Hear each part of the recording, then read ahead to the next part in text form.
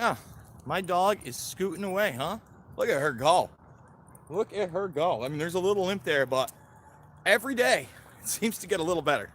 Uh, Man, from, I don't know, 2.5, 3 weeks ago when she was sick to now, I got to tell you, I'm smiling a lot more. Less sad days.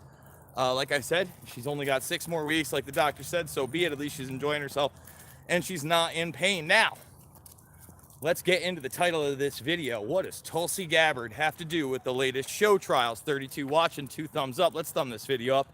It's important. Now, you may notice that today I put out an archive video of Anthony Saltalamacchia talking about his 9/11 experience from inside the Twin Towers. Why did I pick today to do that? Well, I was going to wait until the coming 9/11 anniversary. That was when I planned on releasing that. However, yesterday it was announced that we were going to be having military tribunals in Guantanamo Bay for Khalid Sheikh Mohammed and other people accused of 9/11. Now, I want you to think about this for a minute. No speedy trial there.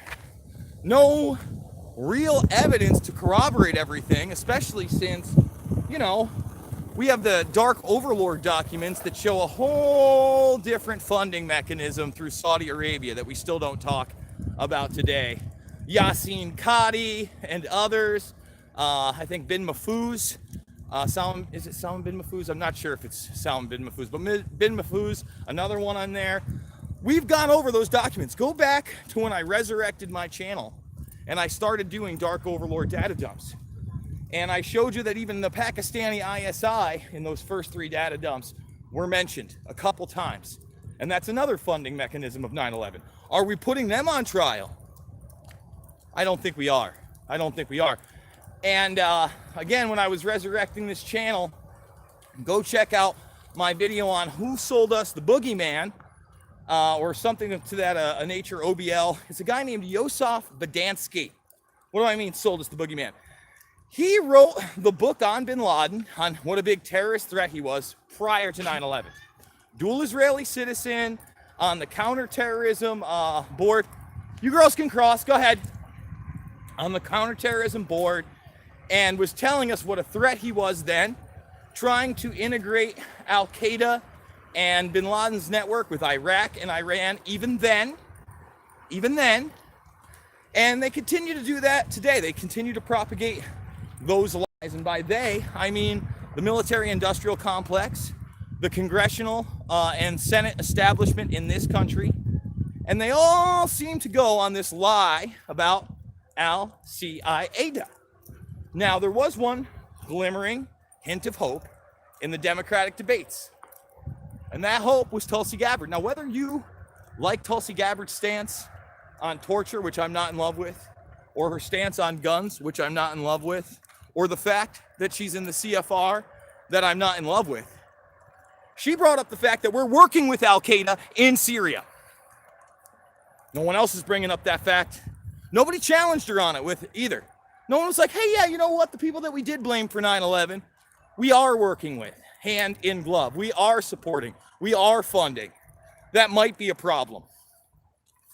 And what did they do to her? Well, number one, she had enough money. She qualified in over 20 plus polls. They don't want her on that stage. And it kind of makes me sick to my stomach. Now, I think Andrew Yang is going to be on that stage as well. I know there's a lot of those Yang gangers looking for that handout, right? That universal basic income, that sweet $1,000 a month. How is it that Yang, who, again, in my opinion, doesn't have the kind of support that Tulsi Gabbard does? I believe Tulsi is actually polling a little better in some places. And she's already a sitting congresswoman who has to sue Google because they won't let her campaign take out ads. This is unprecedented. I know I've seen a couple super chats in there. It's hard for them to stay up. I do want to thank everybody that is super chatting to me. So because of that and that stance and the fact they won't bring up the Pakistani ISI, they won't bring up that many of the hijackers trained at U.S. bases, they won't bring up the dancing Israelis, Amdocs, or Converse, They won't bring up the ISI funding mechanism. They won't bring up the fact they got bin Laden's family out of the United States right after. They won't bring up the Rudy Decker's connection and the stuff that Hopsicker there, who did amazing work, Dennis Hopsicker. I believe it's Dennis Hopsicker. Man, I better get his name right. It's either Dennis or Daniel. I hate when I get it wrong, but I think it's Dennis.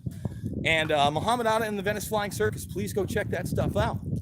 No one wants to acknowledge even the failure of the security in aviation and how that was connected to Israeli intelligence, and that was an Israeli firm. That's all real stuff. You know, no one wants to talk about the Kroll connections. Nobody wants to talk about the fact that John O'Neill was opposing a lot of the policies of not only the FBI, but then wasn't completely happy with what was going on with security at the World Trade Center. There were a lot of holes in that security.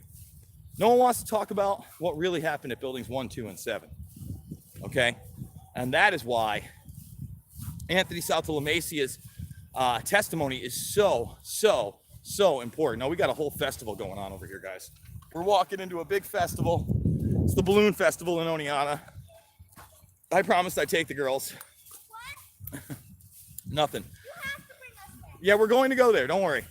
Anthony Saltalamaccia, what does he talk about that's really important? First of all, he corroborates every single thing that Willie Rodriguez has said about multiple explosions in the basement that had nothing to do with the plane.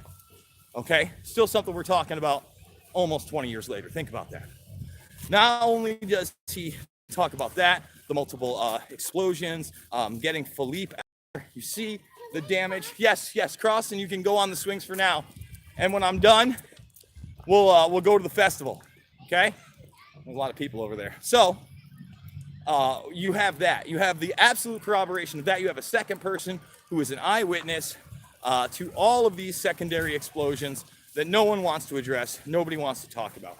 You have a guy who was a window washer, who was a supervisor of a bunch of people who they made go down to ground zero. Sit down, baby, we're gonna sit right here. Made go down to ground zero after the fact with zero protection.